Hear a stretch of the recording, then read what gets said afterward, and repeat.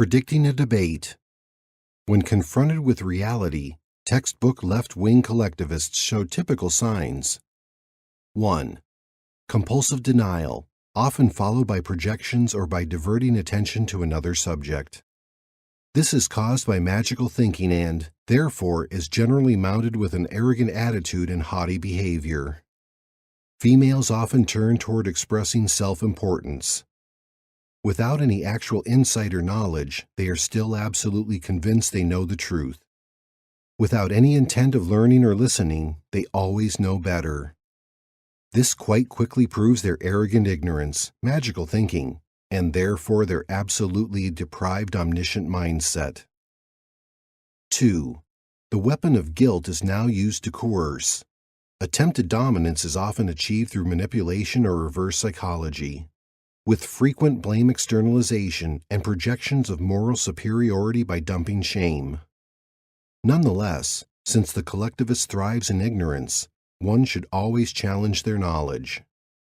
Ask and demand they define their previously used terms or subjects as well as their frequently used condemnations. Always demand straight yes or no answers.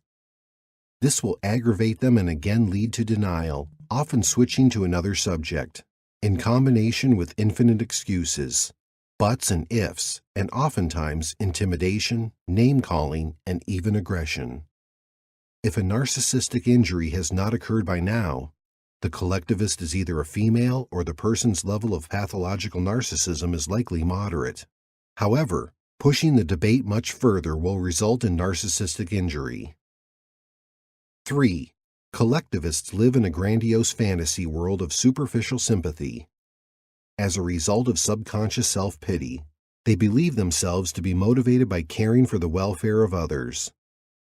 In addition, there are the usual reverse psychological catchphrases. For example, how can anyone be insinuating that my wanting to help people in any way makes me selfish?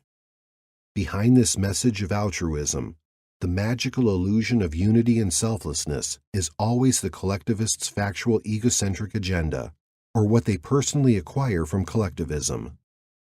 Therefore, always direct the collectivist back to the true subject, their own personal needs.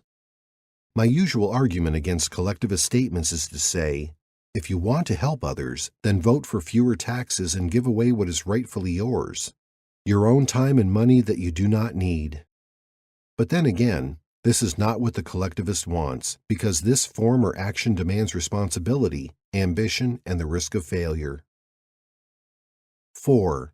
Their narcissistic egos are exposed and feeling cornered. This being the resultant narcissistic injury, or clear signs of bad boundaries, entitlement, creating the pathological delusion that you, the perpetrator, are an awkward or difficult person. Hence, the collectivist now generally resorts to leaving the premises, usually mounted by condemnations, in some way implementing the weapon of guilt, and in the process, generally applying anger and attitude, including attitudinal body language, aggression, and name-calling. They will likely never talk to you again. However, as the victor of the debate, all you can do is to sit back and wait for the storm. Setting up people against one another is their absolute area of expertise. They will never back down.